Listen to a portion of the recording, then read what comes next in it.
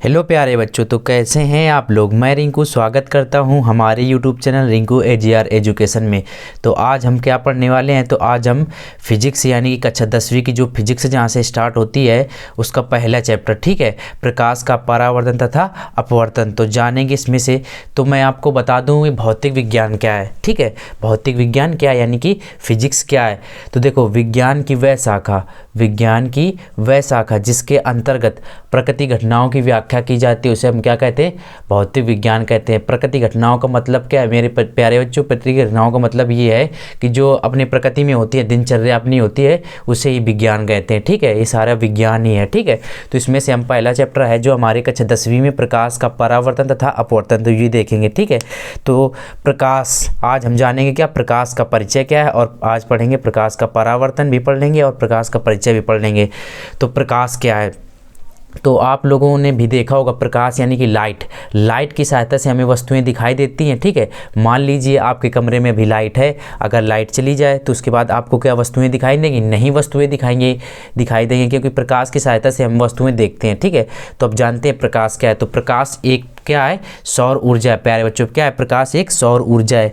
क्या है, सौर ऊर्जा। सौर ऊर्जा मतलब कोई एनर्जी है प्रकाश, जिसकी सहायता से हमें वस्तुएं दिखाई देती हैं, ठीक है। दूसरी पॉइंट क्या है हमारा, प्रकाश सीधी रेखा में गमन करता है। क्या है प्यारे बच्चों, प्रकाश सीधी रेखा में गमन करता है। यानी कि सीधी रेखा में गमन कैसे करता है, अगर आप इसका परीक्षण करना चाहो कि ये प्रकाश सीधी रेखा में कैसे चलता है, सीधी रेखा मतलब ये सीधी लाइन, ये ऐसे सीधी रेखा में चलता है प्रकाश, ठीक है। तो सीधी रेखा में कैसे चलता है, तो देखो मैंने यहाँ पर बता रखा है एक गज्जू, मैंने डायग्राम बना लिया, ये गज्जू नाम का लड़का है, ठीक है।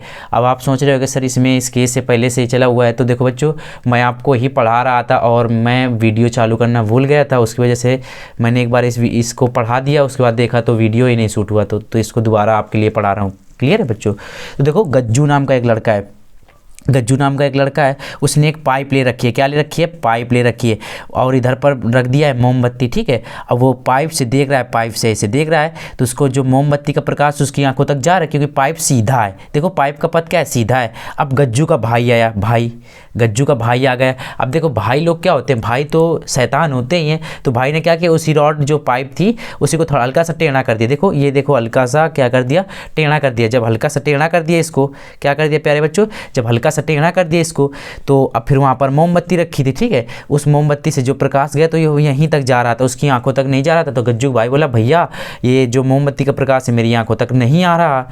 तो यानी कि उसके भाई ने समझाया कि प्रकाश भैया सीधी रेखा में गमन करता है, अपने भाई को समझाया गज्जू ने, ठीक है। गज्जू ने अपने भाई को समझाया। मान लो इसको नाम है टकलू, मान लो इसको टकलू नाम है, ठीक है, कोई दिक्कत नहीं है। तो ये आप समझ गए। अब तीसरा बिंदु क्या है प्यारे बच्चों, प्रकाश। ध्यान से देखना, मैं थोड़ा ऊपर कर लूँ इसको। प्रकाश पारदर्शी माध्यम में गमन करता है प्यारे बच्चों, प्रकाश पारदर्शी माध्यम में गमन करता है। पारदर्शी माध्यम का मतलब क्या है मेरे लाडलो, पारदर्शी माध्यम जल, कांच, वायु। पारदर्शी का मतलब समझना, पारदर्शी का मतलब होता है जिसके हम आर पार देख सकते हैं प्यारे बच्चों, जिसके आर पार, जैसे कांच है, कांच के हम लोग आर पार देख सकते हैं। जल, ठीक है, जल के हम लोग आर पार देख सकते हैं। वायु तो हवा के तो आर पार देख सकते हैं ना, मतलब जिसके आर पार देख सकते हैं। माध्यम 3 प्रकार के होते हैं प्यारे बच्चों, कौन कौन से, एक हो गया पारदर्शी माध्यम। अब इसी का विपरीत क्या होगा, अपारदर्शी माध्यम क्या होगा, जिसके आर पार हम लोग नहीं देख सकते, ठीक है, जिसके आर पार हम लोग क्या है, नहीं देख सकते, वो अपारदर्शी माध्यम हो जाएगा। और एक और होता है जिसे पारभासी बोलते हैं। पारभासी में क्या होता है, हमको हल्का धुंधला दिखाई देता है। क्या धुंधला दिखाई देता है पारभासी माध्यम में, हमको धुंधला, जैसे कागज है आपके पास, कागज में क्या करो, तेल लगा लेंगे हल्का सा, तो देखो उसको अब उससे देखेंगे तो हल्का सा हमको दिखाई देगा, लेकिन धुंधला दिखाई देगा। क्लियर है। तो माध्यम 3 प्रकार के होते हैं। तो प्रकाश जो है हमारा पारदर्शी माध्यम में चलता है। अगर अपारदर्शी माध्यम आ गया, ठीक है, तो उसकी क्या बनने लगेगी, परछाई बनने लगेगी। जैसे ये देखो वहाँ से लाइट जल रही है, मैंने इस पेन को ऐसे खड़े कर दिया, और जब पेन को ऐसे खड़े कर दिया तो इसकी परछाई आप लोगों को दिखाई दे रही होगी, परछाई बन गई। यानी कि ये पारदर्शी का पेन के आर पार नहीं देखा जा सकता, इसके आर पार देखा जा सकता है। अगर मैं कैमरा लगा दूँ तो इसके आर पार देख सकते हैं, नहीं देख सकते, ठीक है। तो क्या है, अपारदर्शी माध्यम है, ठीक है। पारदर्शी माध्यम क्या होगा, जल, कांच, वायु इत्यादि, ठीक है। तो प्रकाश पारदर्शी माध्यम में गमन करता है। आप लोग इस बिंदु को याद रखना। अब चौथा पॉइंट प्यारे बच्चों हमारा क्या है, प्रकाश को चलने के लिए किसी माध्यम की आवश्यकता नहीं होती। प्रकाश को चलने के लिए किसी माध्यम की आवश्यकता नहीं होती। इस बिंदु का मतलब क्या है, देखो आपने कक्षा 9वीं में पढ़ा होगा कि प्रकाश को चलने की मतलब प्रकाश को मतलब ध्वनि को सुनने के लिए क्या, ध्वनि को सुनने के लिए वायु की आवश्यकता होती है, ठीक है। लेकिन प्रकाश को चलने के लिए किसी माध्यम की आवश्यकता नहीं होती। जैसे ध्वनि को सुनने के लिए वायु के माध्यम की आवश्यकता होती है, ठीक है, लेकिन प्रकाश को चलने के लिए किसी माध्यम की आवश्यकता नहीं होती। प्रकाश को मतलब कोई रास्ता माध्यम से मतलब नहीं है, माध्यम का मतलब वायु हो या ना हो वो चलता रहेगा, बराबर अपना काम करता रहेगा, ठीक है। तो ये बिंदु भी वेरी वेरी इंपॉर्टेंट है, इसको याद कर लेना, ठीक है। प्रकाश का परिचय चल रहा है अपना। तो पांचवा पॉइंट क्या है, प्रकाश की निर्वात में चाल कितनी होती है, 3 × 10⁸ मीटर पर सेकेंड होती है। निर्वात मतलब क्या होता है मेरे लाडलो, निर्वात का मतलब ये होता है जहाँ पर ना क्या हो, वायु ना हो, ऑक्सीजन ना हो, कुछ भी ना हो, वहाँ पर कुछ भी ना हो, ठीक है, वायुमंडल हो ही ना, उसे क्या कहते हैं, निर्वात कहते हैं। तो प्रकाश की निर्वात में चाल होती है 3 × 10⁸ मीटर प्रति सेकेंड। किलोमीटर में कितनी हो जाएगी, 3 लाख किलोमीटर प्यारे बच्चों, कितनी हो जाएगी, 3 लाख किलोमीटर पर सेकेंड। क्लियर है। अब छठवां बिंदु देख लेते हैं। छठवां बिंदु हमारा क्या दे रखा है, प्रकाश का तीक्ष्ण किनारों से मुड़ जाना। प्रकाश का तीक्ष्ण का मतलब होता है मेरे लाडलो धारदार, ठीक है। प्रकाश का तीक्ष्ण किनारों से मुड़ जाना प्रकाश का विवर्तन कहलाता है। तीक्ष्ण का मतलब होता है धारदार। अगर कोई धारदार वस्तु है, जैसे मान लो फॉर ब्लेड में आप लोग लाइट लगा रहे हो, ठीक है, तो उसके किनारों से जो प्रकाश होगा वो मुड़ जाएगा, यानी कि तीक्ष्ण किनारे होते हैं उसके, धारदार होते कि नहीं होते। तीक्ष्ण का मतलब क्या होता है, ये इसका अर्थ लिख लेना, क्या, धारदार, ये लिख लेना आप, ठीक है। तीक्ष्ण का मतलब क्या होता है, धारदार। क्लियर है। तो प्रकाश का तीक्ष्ण किनारों से मुड़ जाना क्या कहलाता है, विवर्तन कहलाता है मेरे प्यारे बच्चों। अब देखते हैं 7 नंबर पॉइंट क्या है हमारा। 7 नंबर पॉइंट देख लेते हैं अच्छे से, ठीक है। तो देखो 7 नंबर, तो प्रकाश तरंगों के रूप में चलता है। प्रकाश तरंगों के रूप में भी चलता है। प्रकाश जो हमारा तरंगों के रूप में चलता है। अब हमने कह दिया कि प्रकाश तरंगों के रूप में चलता है। अब ये पता कैसे चला कि प्रकाश तरंगों के रूप में चलता है, तो भैया एक क्वांटम सिद्धांत है। क्या है, क्वांटम सिद्धांत। क्वांटम सिद्धांत के आधार पर ही हमें पता चला कि प्रकाश तरंगों की भांति भी व्यवहार करता है, यानी कि प्रकाश तरंगों की भांति भी चलता है। क्वांटम सिद्धांत के आधार पर हमें यह पता चला कि प्रकाश तरंगों की भांति व्यवहार करता है, ठीक है। अब ये क्वांटम सिद्धांत क्या है, तो प्यारे बच्चों यहाँ आप लोगों को दिखाई दे रहा हो क्लास 11th केमिस्ट्री। तो ये जो क्वांटम सिद्धांत है ना, आप इसे डीपली में, ठीक है, डीपली में आप कहाँ पढ़ोगे, केमिस्ट्री के अंदर और फिजिक्स के अंदर, ये कक्षा 11वीं में पढ़ोगे। अल्बर्ट आइंस्टीन का ये सिद्धांत, ठीक है, तो वहाँ पर आपको अच्छे से पढ़ाया जाएगा। तरंग दैर्घ्य का चिन्ह जो होता है, ठीक है, तरंग दैर्घ्य का, उसे लैम्डा से प्रदर्शित करते हैं। तरंग दैर्घ्य शायद कक्षा 9वीं में आप लोगों ने पढ़ा हो, तरंग दैर्घ्य को लैम्डा से प्रदर्शित करते हैं। क्लियर है प्यारे बच्चों। और जो हमारा 8वां पॉइंट है, ठीक है, 8वां पॉइंट हमारा क्या है, आप लोगों को दिखाई दे रहा होगा 8वां पॉइंट। मैं थोड़ा आगे कर दूँ इसको। अब देखो जो ये हरा हरा स्केच चला है ना, ये आप लोगों को पहली बार मैं समझा रहा था, आपको बता भी दिया है, ठीक है, ये वीडियो नहीं शूट हुआ था, ठीक है। तो अब देखो 8वां पॉइंट क्या है हमारा। 8वां पॉइंट कह रहा है प्रकाश कणों के रूप में चलता है। प्रकाश कणों के रूप में, यानी कि छोटे छोटे कणों के रूप में चलता है प्रकाश। ये कैसे पता चला था, अब ये भी कैसे पता चला था, तो जब प्रकाश की पदार्थ के साथ अन्योन क्रिया कराई गई थी। प्रकाश की पदार्थ के साथ अन्योन क्रिया कराई गई थी। कब कराई गई थी, 19वीं शताब्दी में। जब 19वीं शताब्दी में कुछ वैज्ञानिकों ने क्या किया, जब प्रकाश को किसी धातु से आपतित कराया, यानी आपतित का मतलब होता है गिरवाया, ऊपर से आया प्रकाश, ठीक है, ये देखो आ रहा है, ये क्या है, प्रकाश ऐसे ऐसे आ रहा है प्यारे बच्चों। क्या है, प्रकाश ऐसे ऐसे आ रहा है, और ये धातु रखी है हमारी, ये क्या है, हमारी धातु रखी है, ठीक है, धातु में आया, और जब ये सूर्य का प्रकाश इसमें धातु पे टकराया तो सीधे इससे क्या निकलने लगे, इलेक्ट्रॉन निकलने लगे। तो इससे हमको ये पता चला कि प्रकाश कणों की भांति व्यवहार करता है, ठीक है, प्रकाश कणों की भी भांति व्यवहार करता है। इसीलिए, और प्रकाश विद्युत प्रभाव की मतलब से सिद्ध हो गया था हमारा कि प्रकाश कणों के रूप में भी चलता है। तो आपको केवल इतना याद रखना है, हमने कारण भी बता दिया, लेकिन ठीक है आप 11वीं में अच्छे से इसको पढ़ोगे भी। कारण इसका मतलब हमने जो बताया ये कारण वहाँ पर भी मिलेगा। तो प्रकाश तरंगों के रूप में चलता है और प्रकाश कणों के रूप में भी चलता है। क्लियर हुआ, ठीक है। तो ये हमारे प्रकाश के कुछ पॉइंट हो गए। अब जानते हैं प्यारे बच्चों, इससे कुछ रिलेटेड जो है, जैसे रेखा किसे कहते हैं, किरण पुंज किसे कहते हैं, किरण किसे कहते हैं, किरण पुंज कितने प्रकार के होते हैं, इस प्रकार की परिभाषाओं को हम लोग जानते हैं प्यारे बच्चों, ठीक है। तो आप लोग इसको नोट कर लो, अगर नोट करना हो तो आप लोग वीडियो को पॉज करके, ठीक है, अच्छे से मैं आपको दिखा दूं ये इस प्रकार से, ठीक है। पूरे बिंदु इंपॉर्टेंट है, प्रकाश का परिचय यहीं से हमारा खत्म होता है। उसके बाद हम आते हैं कुछ परिभाषाओं पर, ठीक है। चलो कुछ परिभाषाएं देख लेते हैं प्यारे बच्चों, इसको हटा देते हैं, कुछ परिभाषाएं देख लेते हैं। तो कुछ परिभाषाओं में से पहली परिभाषा जो हम पढ़ने वाले हैं प्यारे बच्चों, वो क्या है, रेखा की। देखो यहाँ पर आप लोगों को लिखा होगा रेखा। रेखा मतलब लाइन, लाइन मतलब क्या होता है, रेखा। रेखा क्या होती है, रेखा वो होती है जिसका कुछ पता नहीं चलता कि वह कहाँ से शुरू होती है और कहाँ समाप्त होती है, इसलिए उसके दोनों ओर क्या बना देते, तीर बना देते। देखो ये तीर, इनका मतलब क्या है, इन दोनों तीर बनाने का मतलब क्या है कि हमको ये नहीं पता कि इसका प्रारंभिक बिंदु कहाँ है और अंतिम बिंदु कहाँ है, ये कहाँ से स्टार्ट हो रही है और कहाँ जाके समाप्त होगी, हमको ये नहीं पता। ये दोनों साइड बढ़ती चली जा रही है, अगर इसको बढ़ाना चाहे तो और ये आगे बढ़ जाएगी, इसे तीर बनाना पड़ेगा केवल, ये इस तरह से, ठीक है। तो रेखा वो होती है जिसका कुछ नहीं पता चलता कि वो कहाँ से शुरू होती है और कहाँ जाके समाप्त होती है, ठीक है, इसलिए इसके दोनों सिरों पर क्या बना देते, तीर बना देते हैं, ठीक है। तो ये समझ गए होगे आप। रेखा ये आपके सिलेबस में है नहीं, लेकिन आप ये कहीं कहीं यूज आ जाती है, इसलिए मैंने बता दिया। अब किरण, किरण है आपको बार बार किरण शब्द यूज आएगा, तो ध्यान देना किरण क्या है।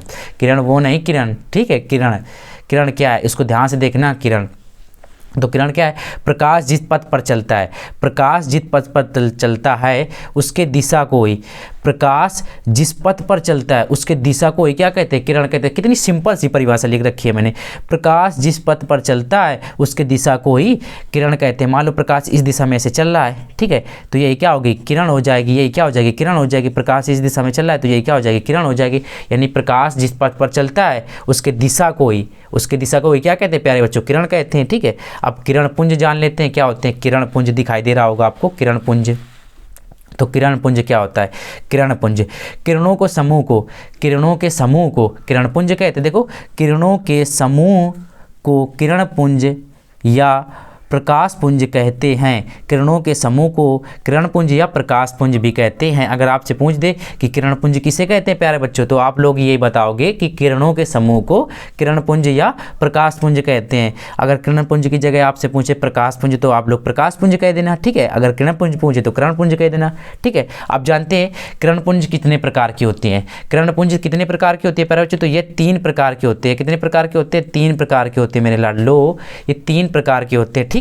मज़ा आ रहा है कि नहीं आ रहा है, अगर मज़ा ना आए ना तो पैसा वापस कर देना यार, मज़ा आएगा आपको। केवल देखो आप बारीकी से नोट्स बनाते चलिएगा, जैसे हम समझाते जा रहे हैं आपको नोट्स बनाइए प्रॉपर, और जितना समझाया जा रहा है यहाँ पर उसका रिवीजन करना, याद करना, लर्न करना, समझना कैसा क्या है। अगर फिजिक्स सीखनी है तो देखो रट्टा नहीं मारना, आपको समझना है कॉन्सेप्ट क्या है, कैसे क्या चीज़ें कैसे चल रही है, ठीक है। अब थोड़ा सा इसमें क्या है, शुरू में परिभाषाएँ हैं, बाकी न्यूमेरिकल पोर्शन भी आएगा तो वो मैं आपको करवाऊँगा, ठीक है।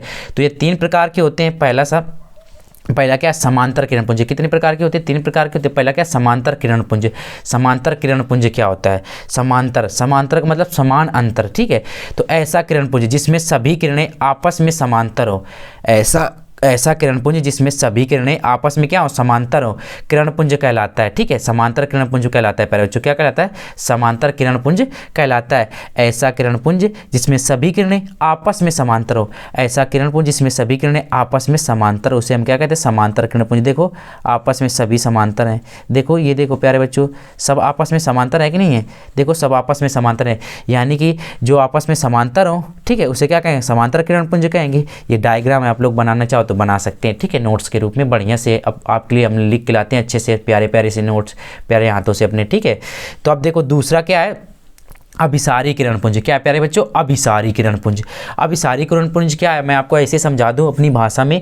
अभिसारी किरण पुंज का मतलब ये प्रकाश की किरणों को क्या करते हैं, एकत्रित करते हैं। ये क्या करते हैं, प्रकाश की किरणों को एकत्रित करते हैं। देखो ये प्रकाश की किरण आ रही है ऐसे एक बिंदु पर, ये प्रकाश की किरण आ रही है एक बिंदु पर, ये प्रकाश की किरण आ रही है एक बिंदु पर, ये भी प्रकाश की किरण आ रही है एक बिंदु पर, ये भी प्रकाश की किरण एक बिंदु पर आ रहा है, ये भी एक प्रकाश किरण एक बिंदु पर आ रही है, यानी कि एक बिंदु पर क्या हो रही है, एकत्रित हो रही है। अभिसारी किरण पुंज क्या होता है, जो प्रकाश की किरणों को एकत्रित करता है। वही यहाँ पर लिखा है ऐसा किरण पुंज जिसमें सभी किरणें एक बिंदु पर एकत्रित होते हैं, ठीक है, एकत्रित होते हैं, अभिसारी किरण पुंज कहते हैं। उसे क्या कहते हैं, अभिसारी किरण पुंज कहते हैं। प्यारे बच्चों क्या कहते हैं, अभिसारी किरण पुंज कहते हैं। ये डायग्राम आपको बनाना हो तो बना सकते हैं नोट्स के रूप में।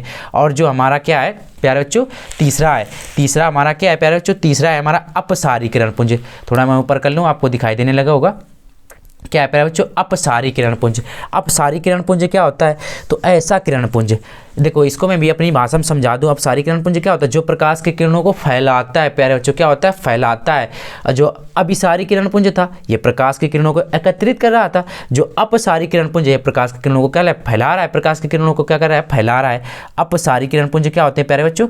अपसारी किरण पुंज क्या होते हैं? तो ऐसा किरण पुंज जिसमें सभी किरणें एक बिंदु से फैलती हुई प्रतीत होती हैं, अपसारी किरण पुंज कहलाती हैं। ठीक है, कहलाती हैं प्यारे बच्चों। ठीक है, कहलाती हैं। ये डायग्राम बनाना हो, देखो यहाँ से निकल रही है किरण पुंज, ये देखो प्रकाश किरणें ये निकल रही हैं, ये निकल रही हैं, ये निकल रही है प्रकाश किरणें, ये निकल रही हैं, निकल रही कि नहीं निकले? किरण किसे कहते हैं? तो किरण की हमने परिभाषा बताई कि प्रकाश जिस पथ पर चलता है उसकी दिशा को क्या कहते हैं? किरण कहते हैं। सिंपल सी परिभाषा बताइए, तो आप लोग याद रखना। किरण पुंज कितने प्रकार के? देखो काफ़ी टीचर आपको मैंने देखा यूट्यूब में पढ़ाते हैं, हालांकि वो लोग ये नहीं बताते कि किरण पुंज की परिभाषा बता देंगे, ये नहीं बताते किरण पुंज कितने प्रकार के होते हैं, डीप में आपको नहीं समझाया। लेकिन मैंने ये हर एक बारीकी जितना मुझसे हो सका है, ठीक है, वो हर एक पॉइंट मैं आपके लिए नोट करके लाया हूँ। क्लियर है? तो आपको मैं अपनी तरफ से पूरी कोशिश कर रहा हूँ समझाने की। अब आप लोग भी अपनी तरफ से पूरी कोशिश करें समझने की, तो आपको समझ में आ जाएगा प्यारे बच्चों। ठीक है, अब इसके बाद चलते हैं हम परावर्तन की ओर। ठीक है, परावर्तन की ओर। परावर्तन क्या होता है? तो आ जाएं हम परावर्तन की ओर। तो परावर्तन क्या होता है? तो ध्यान से देखना आप लोग, थोड़ा सेट कर लें इसको। हम सेट हो गया, थोड़ा कंप्रोमाइज़ करना आपकी जिम्मेदारी है। ठीक है, तो प्रकाश का परावर्तन, परावर्तन क्या होता है? तो पहले मैं आपको यार समझाऊं तो क्या होता है परावर्तन। ठीक है, तो देखो जब कोई प्रकाश किरण किसी चिकनी व पॉलिशदार सतह पर पड़ता है तो वह उसी मार्ग में लौट जाता है। प्रकाश की इस घटना को प्रकाश का परावर्तन कहते हैं। यानी कि ये देखो कोई प्रकाश किरण आ रही है, ये कोई प्रकाश किरण आ रही है, देखो चिकनी या पॉलिशदार सतह है कि नहीं? ये चिकनी या पॉलिशदार सतह है। डायग्राम आपको दिखाई दे रहा है कि नहीं? देखो ये चिकनी या पॉलिशदार सतह है कि नहीं? ये चिकनी पॉलिशदार सतह। तो जब कोई प्रकाश किरण किसी चिकनी और पॉलिशदार सतह पर पड़ता है, देखो ये पड़ रहा है चिकनी या पॉलिशदार सतह पर पड़ता है, तो परावर्तन के पश्चात उसी मार्ग में, देखो इसका परावर्तन हुआ, रिफ्लेक्शन, ये उसी मार्ग में देखो ऐसे चली गई, उसी मार्ग में ये क्या होता है? उसी मार्ग में लौट जाता है। प्रकाश की इस घटना को प्रकाश का परावर्तन कहते हैं। जो प्रकाश किरण आती है यानी कि जो ऊपर से गिरती है उसे क्या बोलते हैं? आपतित प्रकाश किरण। आपतित का मतलब ये होता है गिरना प्यारे बच्चों। ठीक है, जो ऊपर से आती है उसे बोलते हैं आपतित प्रकाश किरण। क्लियर है? और जो निकल कर जाती है, ठीक है, परावर्तन के पश्चात जो निकल कर जाती है उसे बोलते हैं परावर्तित प्रकाश किरण। ठीक है, जिस बिंदु पर गिरती है, ये देखो बिंदु है, उस बिंदु को क्या बोलते हैं? आपतन बिंदु बोलते हैं प्यारे बच्चों। क्या बोलते हैं? आपतन बिंदु। ठीक है, और ये हमारी चिकनी और पॉलिशदार सतह है। क्या है मेरे लाडो? ये चिकनी और पॉलिशदार सतह है। ठीक है, अब देखो इसके बीच में जो डॉट डॉट दिख रहा होगा आप लोगों को, ये क्या है? अभिलंब। अच्छा, अभिलंब हमने क्यों खींचा? काल्पनिक अभिलंब खींचा है। ठीक है, डॉट डॉट का मतलब क्या होता है? काल्पनिक। अभिलंब हमने इसलिए खींचा कि इनके दोनों के बीच में कोण मेजरमेंट करने के लिए, कोण मापने के लिए। ठीक है, तो देखो इन आपतित प्रकाश किरण और अभिलंब के बीच में जो कोण बनता है इसे बोलते हैं कोण आई। ठीक है, कोण आई को बोलते हैं आपतन कोण। मैंने यहाँ पर लिख रखा है कोण आई क्या है हमारे प्यारे बच्चों? आपतन कोण। कोण आई क्या है? आपतन कोण। और जो कोण आर है, ठीक है, जो परावर्तित प्रकाश किरण और अभिलंब के बीच में बनना है, देखो इनके बीच में जो बनना है वो क्या है? कोण आर। कोण आर को बोलते हैं परावर्तन कोण। क्या बोलते हैं मेरे प्यारे बच्चों? परावर्तन कोण। तो ये आपको समझ में आया? चलो अगर आप इसका प्रैक्टिकल देखना चाहते हो तो मैं आपको दिखाऊं। देखो मेरे पास ये क्या है? एक मिरर है। ठीक है, अब इसमें मैं आपको रिफ्लेक्शन दिखाता हूँ किस तरह से होता है प्यारे बच्चों। तो ये मेरे पास एक लेजर लाइट है जनरली, ठीक है, और ये हमारे पास दर्पण है। देखो अब इसमें ध्यान से देखना, आपको दिखाई देगा। सॉरी बेटा, ध्यान से देखना, मैं लगाता हूँ, देखो आपको वो दिखाई देगा रिफ्लेक्शन किस तरह से होता है। तो रिफ्लेक्शन आप लोगों को दिखाई दे रहा होगा। देखो ये प्रकाश किरण जा रही है, आप लोगों को दिखाई दे रहा होगा, ये प्रकाश किरण जा रही है और देखो इधर से जा रही है। अब मैं कैसे समझाऊँ, आप लोगों को देख सकते हैं, आप लोग ऐसे प्रैक्टिकल कर सकते हैं कि आप लोग कोई लाइट लगाते हो वो वापस लौट के आ जाती है, वही रिफ्लेक्शन है प्यारे बच्चों। ठीक है, तो आप इसकी सहायता से थोड़ा बहुत समझ सकते हो। ठीक है, ये मैं आपको समझाने की तो यार पूरी कोशिश कर रहा हूँ, लेकिन अब प्रैक्टिकल मेरा सक्सेसफुल नहीं हो पा रहा। ठीक है, आप समझ सकते हैं मैं क्या कहना चाहता हूँ। ये देखो वापस लौट जो लाइट है वापस जा रही है, यानी कि रिफ्लेक्शन हो रहा है इसका। ये जो जा रही है इसे बोलते हैं आपतित प्रकाश किरण। ठीक है, जो वो निकल के जा रही है उसे बोलते हैं परावर्तित प्रकाश किरण। इनके बीच में एक हमने अभिलंब खींचा था। ठीक है, क्लियर है प्यारे बच्चों? तो देख सकते हैं आप लोग प्रैक्टिकल। तो आपको परावर्तन समझ में आया होगा। परावर्तन क्या है? जब कोई प्रकाश किरण किसी चिकनी व पॉलिशदार सतह पर पड़ता है, ठीक है। जब कोई प्रकाश किरण किसी चिकनी व पालिशदार सतह पर पड़ता है, ठीक है, तो वह उसी मार्ग में लौट जाता है। देखो जब कोई ये प्रकाश किरण आई, चिकनी या पालिशदार सतह में पड़ी, तो उसी मार्ग में लौट गई। और जो प्रकाश किरण आती है उसे बोलते हैं आपतित प्रकाश किरण, ठीक है, और जो प्रकाश किरण जाती है उसे बोलते हैं परावर्तित प्रकाश किरण। और इनके बीच में हमने खींचा है एक अभिलंब। अभिलंब क्यों खींचा? अभिलंब खींचे के मेन पर्पज हमारा क्या था, इनके बीच में कोण का मेजरमेंट करना। जो ये कोण आई है, जो आपतित प्रकाश किरण और अभिलंब के बीच में बनता है, उसे बोलते हैं कोण आई, यानी कि आपतन कोण, ठीक है। और जो परावर्तित प्रकाश किरण और अभिलंब के बीच में बनता है उसे बोलते हैं कोण आर, यानी कि परावर्तन कोण। क्लियर है, ये ध्यान रखना प्यारे बच्चों। अब परावर्तन के नियम देख लेते हैं। परावर्तन के प्यारे बच्चों 2 नियम है। कितने नियम है परावर्तन के? 2 नियम है प्यारे बच्चों। जो देखो ये जो स्केच से लिख रखा है मैंने, तो ये मैं आपको बता ही चुका हूँ कि यार मैं पढ़ा रहा था आप लोगों को, लेकिन वीडियो नहीं चालू किया था, उसकी वजह से ये हो गया था, ठीक है। परावर्तन के प्यारे बच्चों कितने नियम है? परावर्तन के 2 नियम है, ठीक है। कौन कौन सा नियम? पहला नियम क्या है परावर्तन का?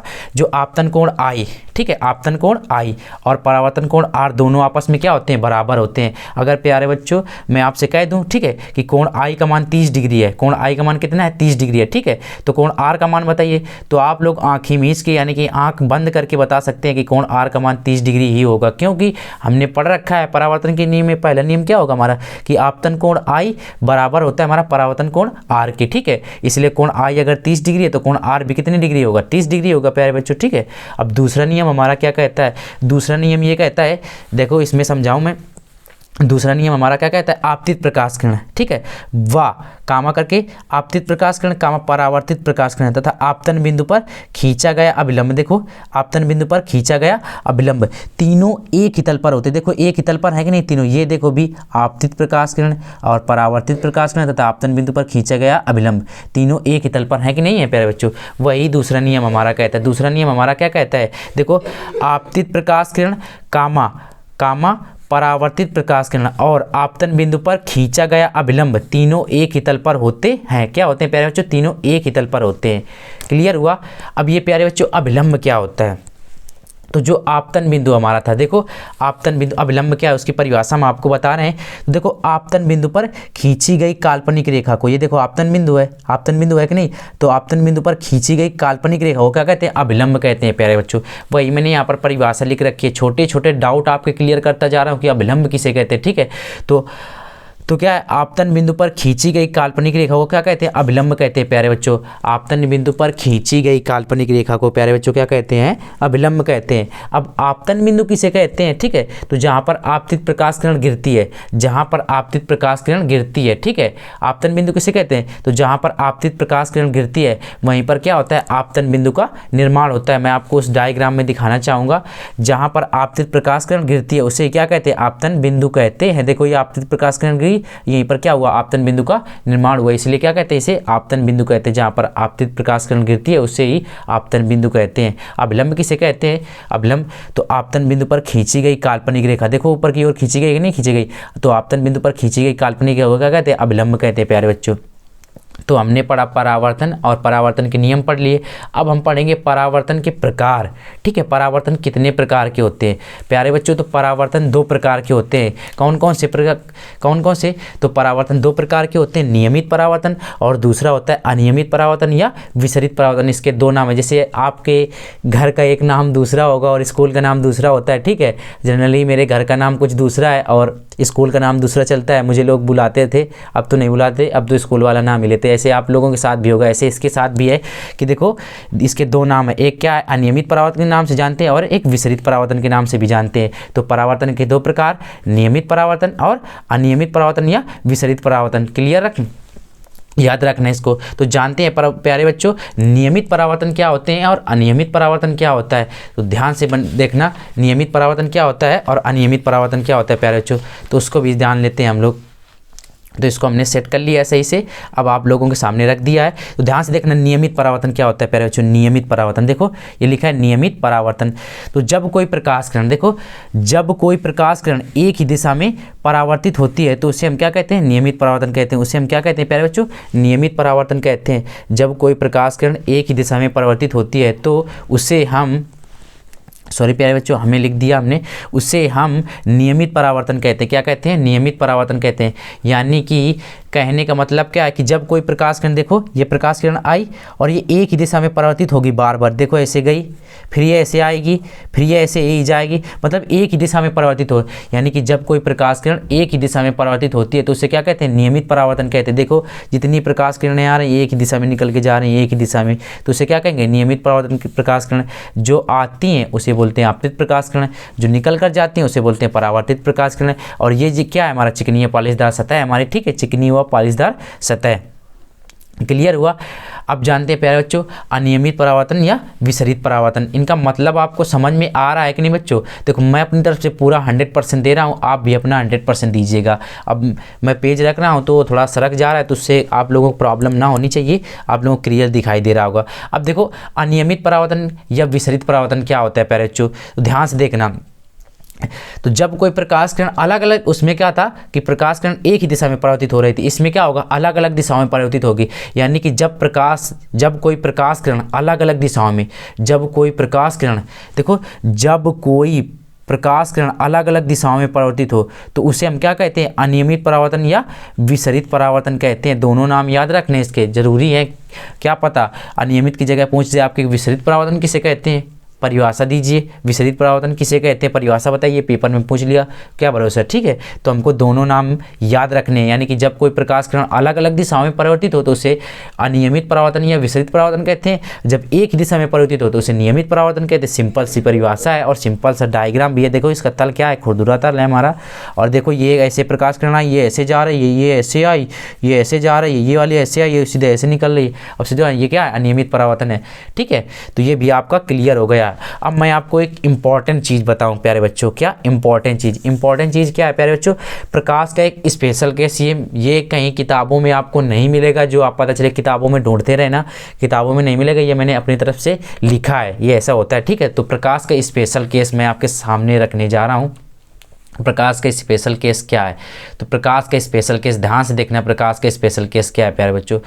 तो देखो जब प्रकाश किरण अभिलंबवत आपतित होती है, इस डायग्राम पे फोकस करना। ये जो डायग्राम मैंने बना रखा है ये देखने के लिए नहीं, तुम्हारे लिए बनाया है, ठीक है।